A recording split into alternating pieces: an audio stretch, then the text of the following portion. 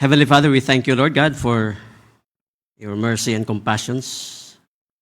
Your steadfast love never ceases. They are new every morning. Great is thy faithfulness. We acknowledge, Father God, the presence of the Holy Spirit in our midst tonight. And without you, Lord God, we acknowledge, Lord God, that we can do nothing. Lord, we thank you that the Holy Spirit will teach us tonight. And Father, we submit to you, to your wisdom. And forgive us, Lord God, for whatever sins that we have committed throughout the day.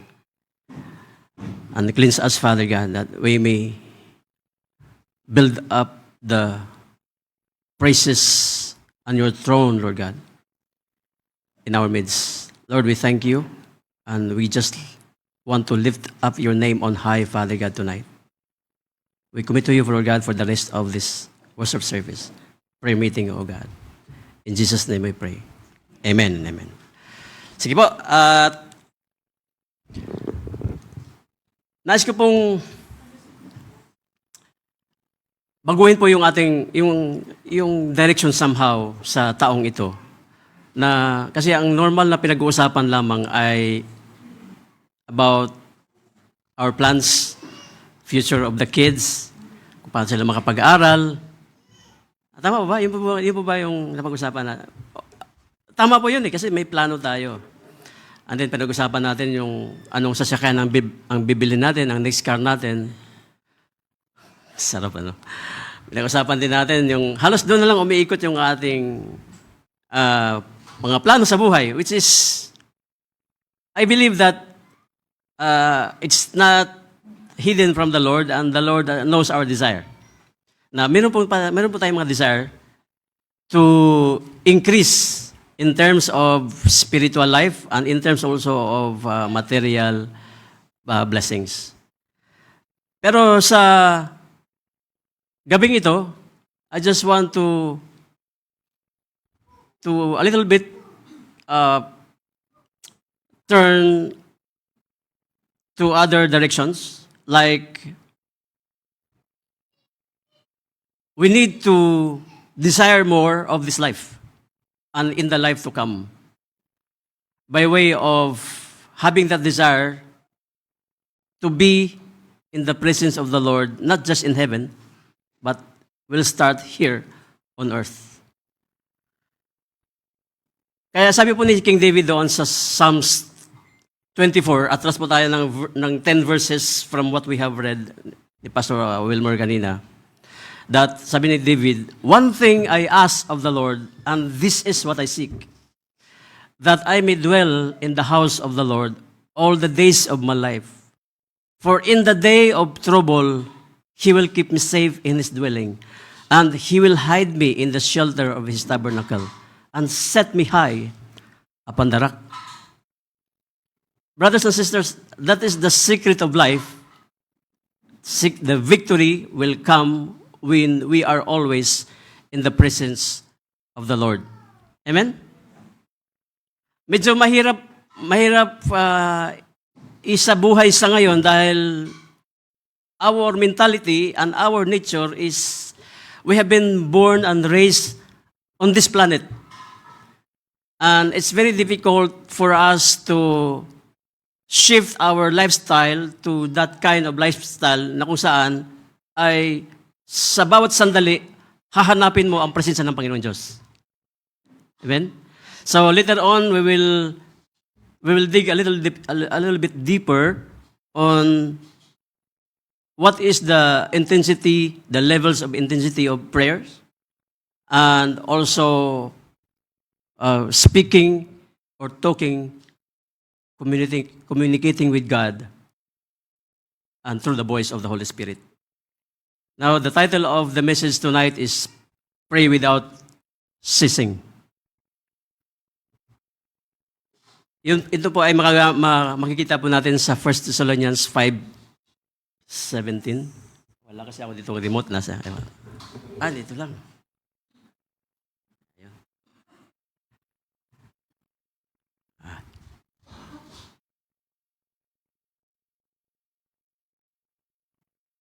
Ayun. So medyo Mahaba-haba po yung ating verse. Sa 1 Thessalonians 5:17.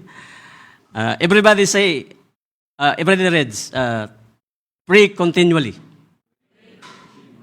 Okay, yun lang po yung ating verse. And then wala na, tapos na. Okay, so napaka-iksi po ng verse pero medyo malalim po. By the way, itong verse 17 ay within the final instruction of Apostle Paul sa mga taga Thessalonica na iglesia. Okay? And binilang ko po, meron po akong nabilang na mga 12 do's and don'ts sa sinabi po ni Apostle Paul from 1 Thessalonians 5, from 12 to 22.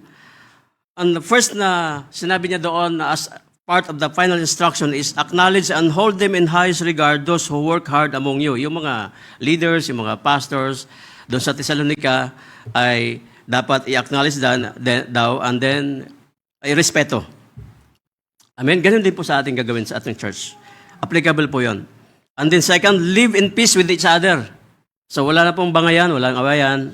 Nagkakaroon na tayo ng conflict pagdating doon sa basketball, pero may score kasi yun eh. Pero pagdating sa mga personalan, ay wala tayong bangayan. Amen?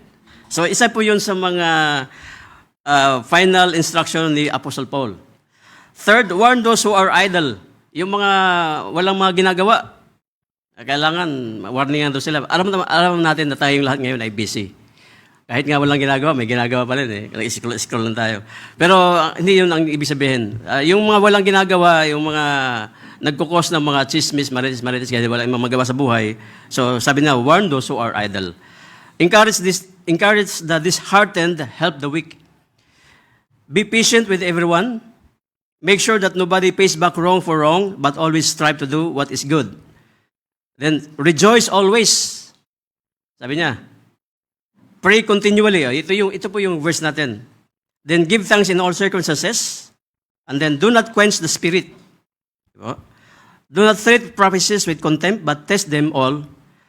And then, lastly, reject every kind of evil. So, those are the final instructions of Paul to the church of Thessalonians. By the way, Thessalonica is the capital of Macedonia. Ang Macedonia po, yun po yung province ng Rome. At the disciples living there is really living in a hostile environment. Kasi matindi po ang persecution doon. Meron pa nga pong instance na si Paul ay talagang muntik lang namatay because of the mob. He was persecuted by his fellow Jews. At sabi doon talagang kinaladkad na lang sila papunta doon palabas sa city kasi mamamatay na siya dahil talagang matindi yung persecution na kanyang na experience doon. And so noong umalis siya doon sa Thessalonica, iniwan niya yung church na napaka-challenging ng environment kasi matindi yung persecution. Kaya siguro, or ako yung naniwala na yun ang mga final encouragement niya para doon sa church na yun. Especially yung sinabi niya na pray continually. Hindi po malayo sa ating pong panahon ngayon. Dahil ang ating panahon ngayon, although hindi masyadong nating ramdam, dahil magandang ating kalagayan sa buhay, lahat tayo may mga trabaho, but kung iisipin po natin, marami po tayong mga challenges sa buhay. Amen? Ewan ko lang po sa inyo, pero kung isipin po natin, family-wise siguro, hindi masyado. Ang iba siguro dito, mayroong mga karamdaman na iniinda. Siguro sa ating bansa, in terms of our country, malaki po ang ating dapat ipanalangin kasi napakalaki po ng challenges sa ating bansa. Merong force na gustong aangat, meron namang gustong mga humihila. So divided po ang ating bansa. Marami pong mas majority doon sa ating bansa, mga Pilipino, engaged in idolatry, which is, yun po ay kinasusuklaman ng ating Panginoon. Isa po yan sa mga challenges natin. Marami po sa ating mga kapatid na sa ating bansa na talagang ang corruption ay hindi na sinta-sintabo, hindi piso-peso, kundi trilyon po. So napakalungkot po at yun po yung ating dapat na isang mga challenges natin na dapat natin ipanalangin. At higit sa lahat yung because of the high of advanced technology now, everything is accessible, especially yung mga when it comes to morality. Yung mga kabataan natin, pag hindi natin nag-guide sila ng gusto, hindi natin sila nabantayan, posibleng mawala sila doon, malihis ng landas because of those technology na available ngayon of pornography, deception, marami po, no? Makikita po natin pag hindi po natin siniseryoso yung pagbantay sa ating mga kabataan, ay sila po ay maliligaw, malilis ng landas. Kahit mo sabihin po natin na lagi naman silang nandito sa church, lagi naman silang, may advantage po yun. Napakalaki po ng advantage noon. But kung hindi po natin sila binabantayan doon sa mga pinanghahawakan nila, ini-scroll nila, napakadelikado po ng kanilang kinabukasan. Posible po silang mahila and they will be deceived. So, yun po ang ating mga challenges na kailangan po natin. Ang katapat po noon to counteract those forces is a prayer without ceasing. Tonight po, malaman po natin yung levels of intensity of prayer. Napakasimple lang po dito sa Matthew 7:7. Sabi po doon, ask and it will be given to you. Seek and you will find. Knock and the door will be open to you. So, isa po sa level ng ating panalangin when it comes to intensity of prayer is first, ask, or it could be, we shall say it level 1. Okay? Just asking is the first level of prayer. It is simply presenting a request to God. Yung naghingi ka lang. Hindi po masama yung pahingi noon. Hindi po masama yun. No? At yun po talaga ang nais ng Panginoon Diyos. Na every time na may pangangailangan ka, hingi ka sa Panginoon Diyos, gustong-gusto ng Panginoon Diyos yun. Agree po kayo doon? Bilang tatay, gusto ko po na yung anak ko hihingi sa akin. Dahil pagka hindi na yan humingi sa akin, at meron siyang pangangailangan, ibig sabihin, nahihiya siyang humingi sa akin, at hindi na kami masyadong close. Kaya pagka yan sila ay humingi sa akin, talagang I find a way, I make sure na maibibigay ko yung hinihingi nila. Which is, hindi naman sila humihingi ng mga BMW. yung mga t-shirt, yung hingi lang ng 1,000 pesos. Sabi ko, para sa kanila, parang malaki na. Sabi ko, ang galing naman. Tapos sa akin, medyo malaki, pero okay na rin. At bibigay ko agad. Hindi pwedeng patagal-tagalin. Kasi gusto ko lang silang i-encourage na pagka meron silang kailangan, hihingi sa akin. And I believe also that the father and son relationship, father in heaven relationship, our Father likes this one. Na tayo po ay humingi sa Kanya. But that asking, na sinagot agad, pagkatapos ng sinagot, minsan hindi na ulit tayo magpe-pray. That's level 1. Now, we have to move to level 2. Level 2 is seek. Yung pagka tayo po ay nanalangin at hindi agad sinagot, okay? So tayo po ay patuloy pong mananalangin para sagutin. Tama ba ba? Amen. Kahit wala pa tayong nakikita ng mga sabihin natin mga signs na sinagot ng ating panalangin, but tayo po ay continuously nanalangin para sagutin yung ating panalangin. Ewan ko lang po dito kung meron po kayong pinanalangin na hindi pa sinagot, tapos hindi na kayo nanalangin. At I pray na tayo pong lahat ay matuto po na manalangin in a way that God is in God's will. Na tayo po ay patuloy pong manalangin. The 120, yung pong doon po sa Pentecost, sila po ay nanalangin at sinagot po yung kanilang panalangin and the Holy Spirit came into them and they were filled with the Holy Spirit. These men and women sought fulfillment of the promise of the Holy Spirit and continued seeking until the answer came. Doon po yun sa Acts 1:2. And then, third level po ng ating pong panalangin ay Knock.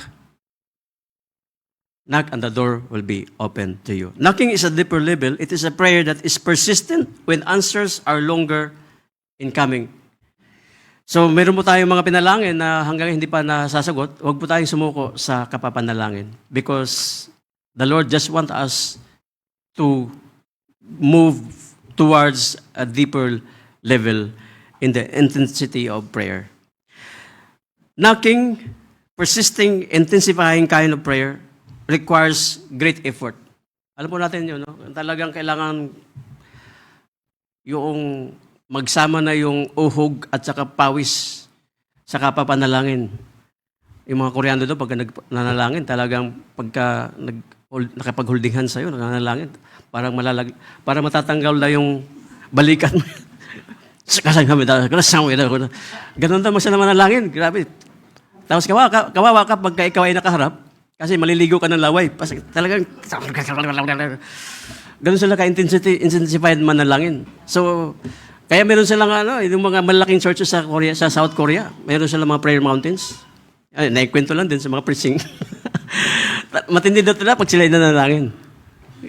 Kaya po sa Bread of Life, meron silang prayer mountain, di ba, Pastor? May mga prayer cells. Tapos pag nanalangin, talagang malakas, hindi yung bulong-bulong lang. Malakas talaga. Intensified. Now, that is the will of the Lord that He wants us to pray persistently. And we need to pray, we need to knock. At sabi nga po ni John Wesley, we need to storm the throne in heaven until we get that mercy. Amen? Storm the throne of heaven. Para hindi po mahirap, meron po tayong gusto nating malaman or gusto nating mapag-aralan. Kahit sabihin natin for this year. Okay, ano po kayong, para hindi mahirap? Para pala hindi mahirap po magiging nasa level 3 or nasa deeper level of intensified prayer, we need to master the awareness of the presence of God. Second, we need to know how to listen to the voice of the Holy Spirit. Sounds napaka-spiritual naman ng brother.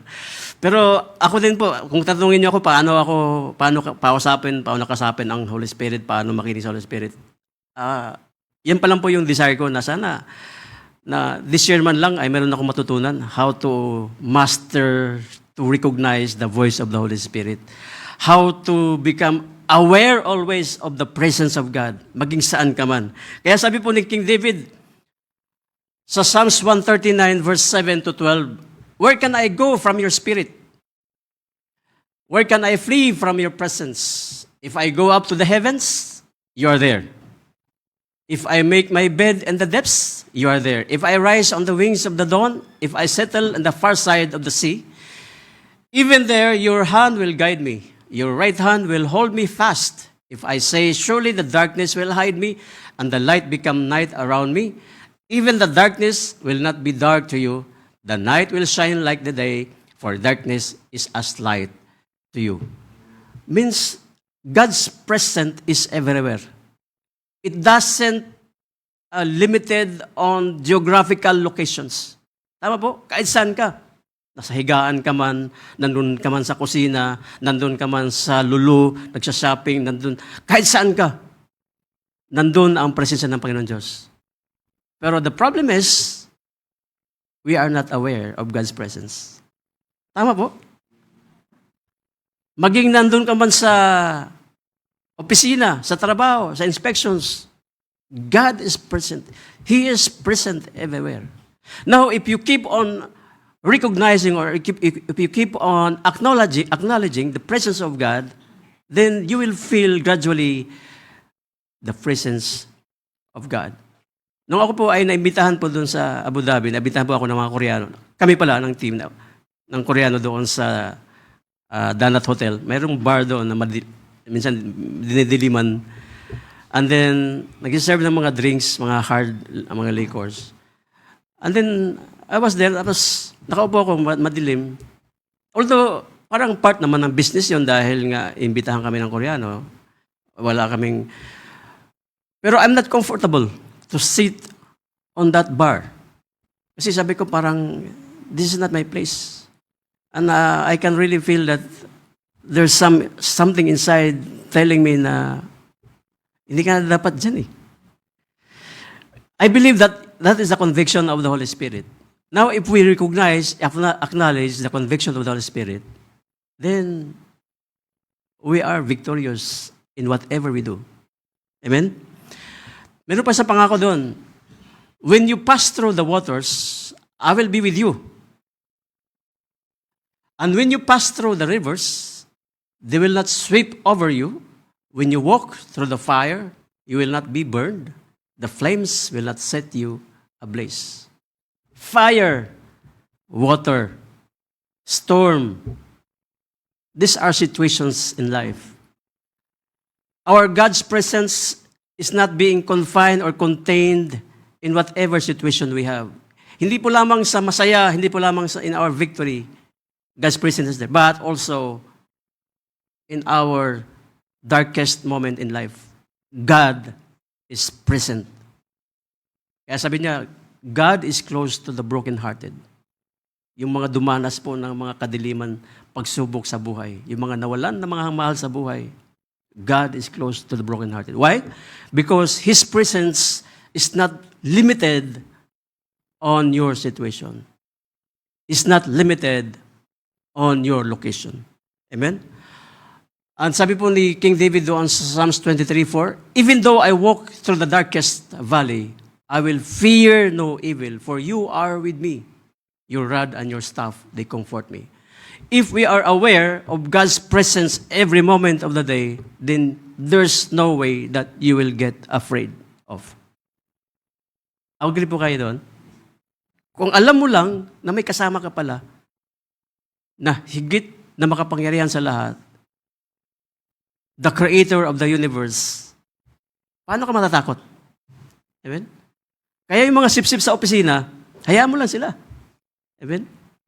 Kaya minsan may nagtanong sa akin, mas maganda na siguro na magkaroon tayo ng connection, sasali sa mga organizations kasi in case na merong mga kailangan tayong halimbawa, mga business or mga contacts, mayroong makakatulong.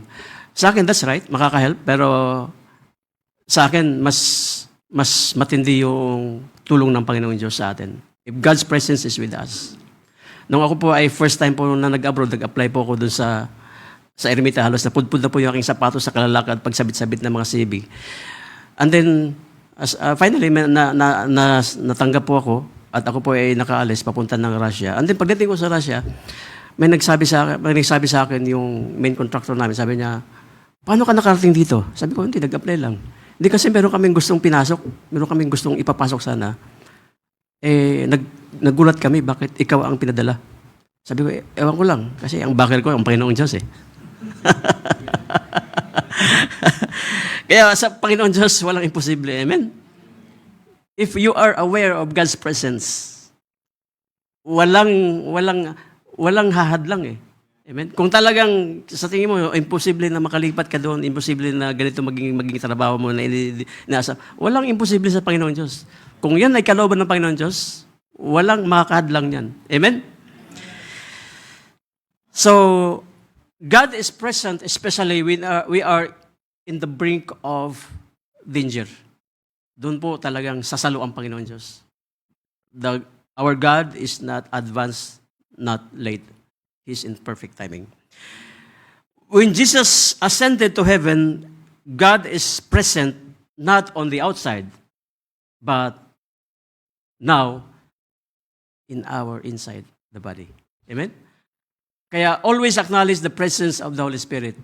Now, in 1 Corinthians 6:19, alam po natin itong verse na to, that do you not know that your bodies are temples of the Holy Spirit who is in you, whom you have received from God? You are not your own. Kapatid, medyo pingut-pingutin mo yung mga kamay, mga laman, kahit na masakit. Pwede mo. Alam mo, dito sa katawan na to, may nakatira pala. At ang nakatira pala, Holy Spirit.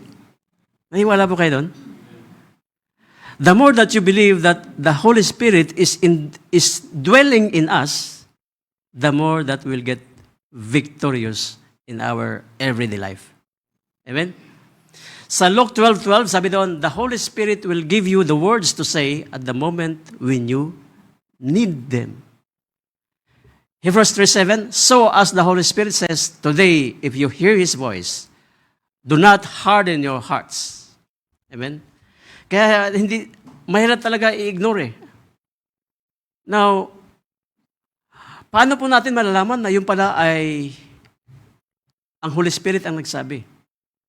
Because we cannot also listen just to listen our hearts. Because in Jeremiah 17, sabi doon, the heart is deceitful above all things and desperately wicked. Kaya malalaman mo sa tao na nagsasalita na hindi pa ayos yung kanyang puso. Because in Matthew, sabi niya doon, out of the abundance of the heart, the mouth speaks. Ngayon po, yun po isa sa mga challenge natin bilang Kristiyano, na hindi po lamang dapat tayo makontento sa simple prayer na we ask, we seek, and we knock. But even more than that, we have to desire how to listen, to recognize the voice of the Holy Spirit. Kasi pag ang banal na Espiritu, pag klaro na sa atin, ito voice ng Holy Spirit. Pag klaro na sa atin, this is the conviction of the Holy Spirit. Alam mo na kung anong gagawin mo na hindi mo na dapat gagawin. Tama po? Kaya napaka-challenging po. Pagka lagi mong you are continuously aware of God's presence, yun yung gusto mo. Manood ka ng TV. Uy, o nga pala. Andito ang presensya ng Panginoon Diyos. Mag-scroll ka ng Facebook. O nga pala. Andito ang presensya ng Panginoon Diyos. Pupunta ka sa labas, maglalakad ka. Andito ang presensya ng Panginoon Diyos. Pupunta ka sa kung saan-saan, mag-shopping. Or sasama ka sa mga barkada. O sa mga ka-works mo. O nga pala, andito ang presensya ng Panginoon Diyos. Now, paano ka makagawa ng kasalanan ngayon yan? Now, if hindi ka nakagawa ng kasalanan because you have been set apart already, then whatever you asked in God's name, the Lord will give it to you. Tama po? Pag malinis ang puso natin, malinaw ang signal, alam natin kung kaninong voice to. Amen? Ngayon pa paano? Ako hindi ko masyado. Yun dapat ang mamasterin natin. Una, magsimula yan sa desire. Because I opened this message this year,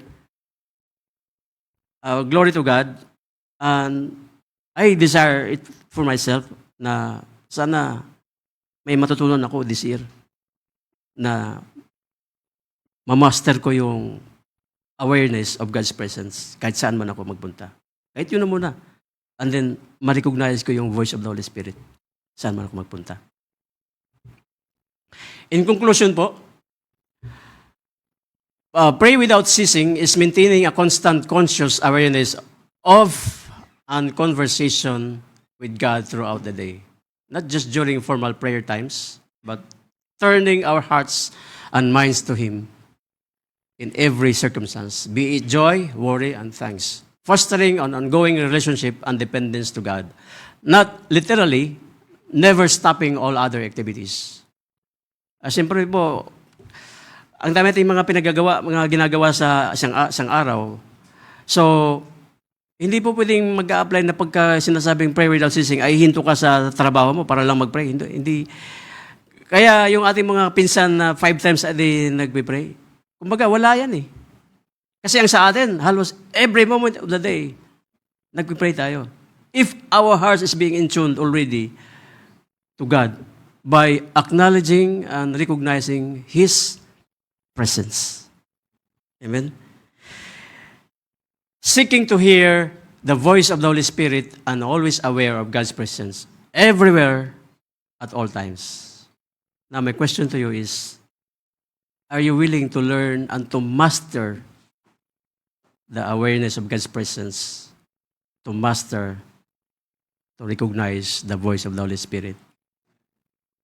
And are you willing to learn how to communicate with God clearly? Every moment of the day. Amen? Kahit na nagdadrive ka, pray ka, Lord, noong nagkasakit po yung aking youngest daughter, paminsan-minsan lang tumatawag yun sa messenger. Sabi ko, may something is wrong. Yung pala talagang muntik na siyang nahimatay, siya lang mag-isa sa bahay. And on that moment, I immediately pray kahit wala ako doon sa isang kwarto. And tinawagan ko yung misis ko. And then, agapan nila. And then naka-recover. Praise God. Because it's an instant prayer. Yun yung magiging instinct natin. When we are aware of God's presence always, our instinct whenever there is a problem, trouble, or danger, is no longer worry, is no longer anxiety. Of course, because we are only human, maramdaman natin, but our instinct will be trusting the Lord, praying to God immediately. Amen? Yun po yung magiging instinct natin. Pag yun na naging instinct natin, ano po magagawa ng kalaban natin? Wala, di ba? Amen? Kaya, that is the key to a victorious living while living here on earth. Yung iba po, pinag-usapan po nila kung paano po makarating ng Mars, paano po nila maipakalat yung tao dun sa Mars or sa Moon. Ang US ayaw pumayag na maunan sila ng China, kaya ngayon papalipat. So yun ang pinag-usapan nila. But tayo, ang pinag-usapan natin, kung paano natin makasama lagi ang ating Panginoong Diyos, which is the creator of heaven and the earth. Ang sa atin, langit talaga mismo eh. Ang sa kanila, Mars lang at saka Moon. Sa atin, langit mismo. Yung langit sa atin, normal na lang yan. Hindi na natin masyadong inisip yung langit. Ang mahalaga na dito pa lang, kasama natin ang manilikha ng ating buhay, ng buong mundo. Amen? It's a very powerful life kung matutunan po natin yan. And we have to practice it every day. By starting right now, we will desire. And whenever we grieve the Holy Spirit because we are ignoring His voice, then we have to repent. Lord, forgive us. We failed because we are not able to recognize your voice. And Lord, now, it is our desire that you have planted into our hearts that we have to learn more of your voice, how to recognize it. Amen? So this year, let's make it our goal and desire to believe and feel God's presence wherever we go, whatever we do. Then second, learn and master to know the voice of the Holy Spirit. In this way, praying will become our lifestyle and instinct. At sinabi po ng isang quotation ni Bill Johnson, prayerlessness accentuates the absence of the awareness of the presence of God. And prayerfulness heightens the awareness of God's presence. Kung ang isang mananampalataya daw ay hindi laging nanalangin o hindi nanalangin masyado, ay parang binaliwala niya ang awareness of God's presence. But ang isang mananampalataya ay laging nanalangin, tulad natin na may umaattend ng mga prayer meeting. Yung iba hindi nakaka-attend sa'yo for some other reasons, but they are also praying. Kung tayo po ay prayerful, then nais po natin na maging aware tayo God's presence every moment of the day. God bless po sa lahat. Let us pray. Heavenly Father, we thank you, Lord God, for another wisdom that you have given to us, that gradually we are able, Lord God, to know your will for us, what to do, to maximize the potentials that you have opened for us, Lord God, while here on earth. Lord, continue, Father God, to transform us, our mind, and Lord, forgive us, Lord God, for sometimes we grieve the Holy Spirit because we are deaf and we are blind, Father, sometimes. And Lord God, we repent of these sins, Father God. And Lord God, from now on, we start, Lord God, desiring to acknowledge your voice as you are going to speak to us, that we may be able, Lord God, to listen clearly, Father God, that we can also act immediately, Father God, according to your will. Lord, maraming salamat, Panginoon. Kaawaan niyo po kami. Maraming salamat, Lord God, Ama, sa habag mo sa aming mga buhay. Na kung wala ka sa aming mga buhay, Panginoon, Lord, wala kaming magagawa, O Diyos. It's only by grace, Lord God, that you have blessed us, that you have allowed us, Lord God, to live on this earth, Father. Lord, we thank you. Thank you, Lord God, for the Holy Spirit that is always working in our lives, because that is what you have promised, and you have guaranteed us, Lord God, that for that inheritance because of the Holy Spirit you have put in our lives, Father. Lord, we thank you. We give you back the glory, honor, and praise in the name of Jesus Christ, our Lord and Savior. Amen and amen. Let's give the Lord the big clap offering.